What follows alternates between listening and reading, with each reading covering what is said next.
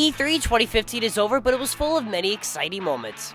VR is so close to the future I can almost taste it. Both Sony and Microsoft had excellent press conferences, Aisha Taylor was as quirky as ever, and Nintendo was... E3 2015 was pretty good, but the games that were showed off were even better. Today I'm here to show you the top 10 best games of E3 2015. Now these games aren't in order of what I'm most excited to play, they're in order of the games that had the best show at E3. These games either had a great reveal or have been demoed for the public and blew us away. When we look back in time, these were the 10 games that defined E3 2015.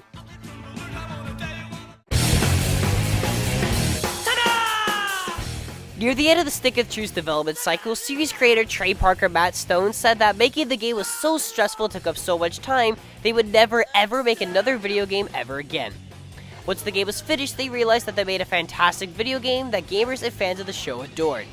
It was then a surprise that the first thing Ubisoft showed off was a sequel to a highly acclaimed RPG with arguably the greatest name in video game history, The Fractured Butthole.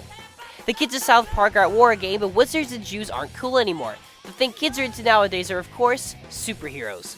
All that we've seen so far was a funny reveal trailer, but we cannot wait to see more.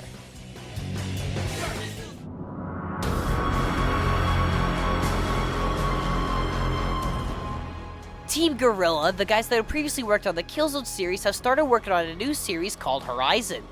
While it's unknown whether this game takes place in the far future or in an alternate universe, the presence is awesome. The world was run over centuries ago and humans have went back to their roots, but instead of hunting animals, you're hunting... robot dinosaurs? Your main weapon is a bow, but throughout the demo they show many different ways you can use the bow to take down your enemies. This game is beautiful, the world is interesting, and the combat looks like a lot of fun, but I still have many questions. It's good to see Team Guerrilla taking a break from linear first-person shooters and move on to something like this.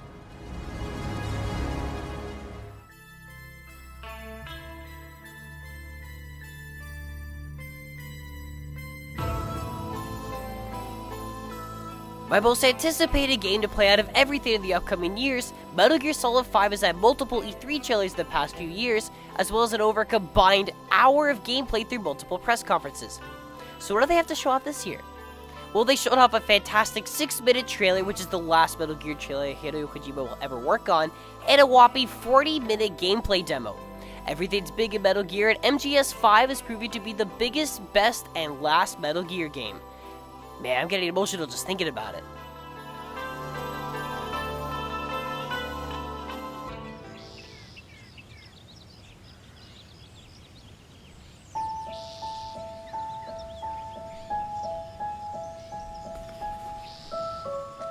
Out of a press conference full of men in nice suits speaking through their teeth, the reveal for Unravel was very interesting. An incredibly nervous game creator came on stage to show an indie game EA is helping to publish that is unlike anything anyone has ever seen. Like its creator said, this game seems to be full of charm and love. A cute little character called Yarny goes on a big adventure while facing seemingly impossible odds. Yarn is both a symbol and a game mechanic. The demo not only hurts my brain, but also looks incredibly adorable. We'll see more gameplay in the future, but this puzzle platformer looks fun, challenging, and heartfelt. So, basically the opposite of EA. So, where'd you find this?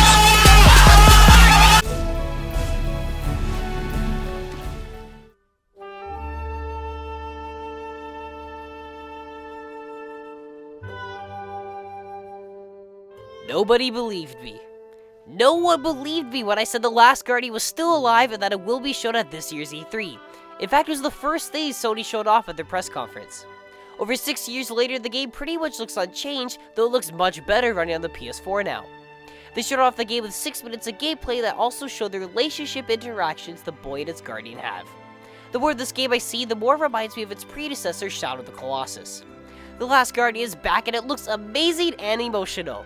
The game is said to come out in 2016, yet we all know not to keep our fingers crossed on that. But the game has been re-revealed, so I guess anything really is possible.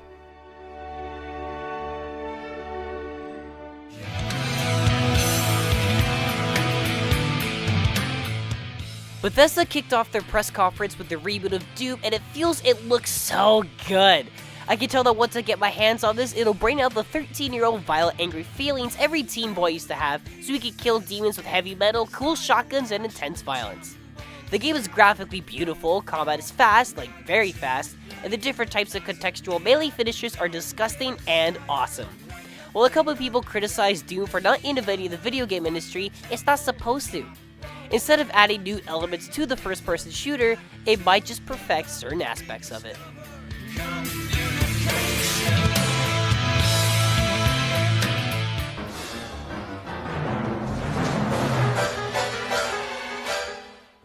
After watching the Battle of Hoth, all my skepticism for this game is out the window because DICE's rendition of Star Wars Battlefront looks incredible.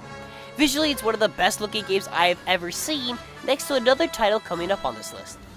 Showing off the multiplayer from both the Rebels and Empire's perspective, we got to see lasers, first and third person gameplay, we got to see what it's like to pilot snow speeders, TIE fighters, and the AT-AT, which is totally not overpowered.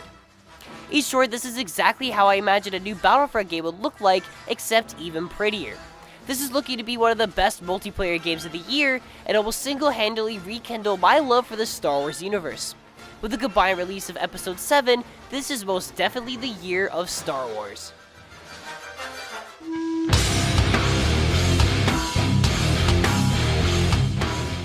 When Ubisoft said they would announce a new IP, I did not know it was going to be this awesome.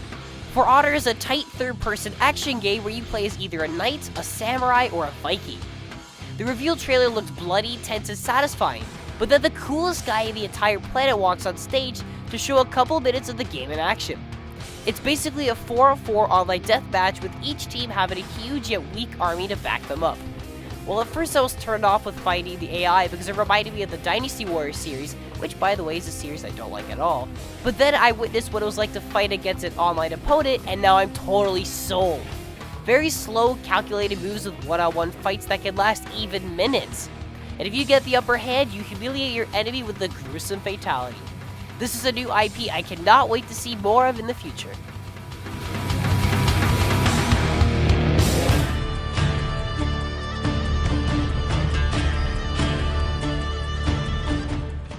You guys all know how much I love the Uncharted series, so I'll be short with this. First of all, Sully is old as f***, although he did lose weight, so good for him.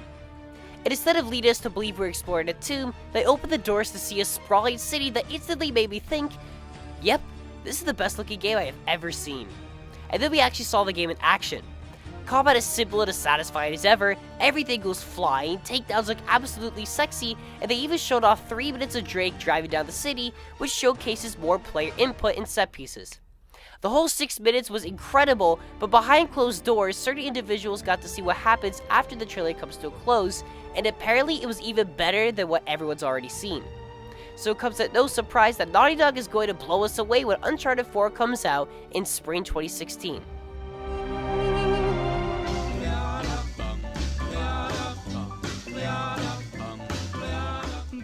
There are YouTubers out there not putting Fallout 4 at the top of their list for only one reason, because everyone else is excited about the new Fallout game, so they don't want to be accused of following the crowd. They want to be different and stick out, but in all honesty, Fallout 4 had one of the best showings at this year's E3.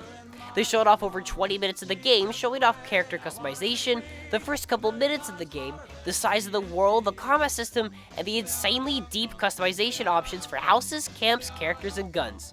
Fallout 4 is absolutely massive, and it just seems like a better Fallout game.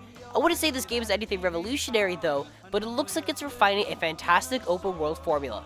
Although I am very upset because I was only minutes late of getting the Pip-Boy Collector's Edition. It's just so pretty. I guess I can't have everything. But at least they gave us a release date as soon as November 10th of this year. That's pretty soon. So it's time to bring up Fallout 3 to get extra pumped for Fallout 4.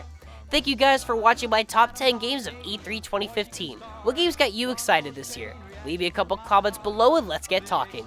Thank you for watching and stay fresh. Right up on a cloud, atom bomb, baby, little atom bomb.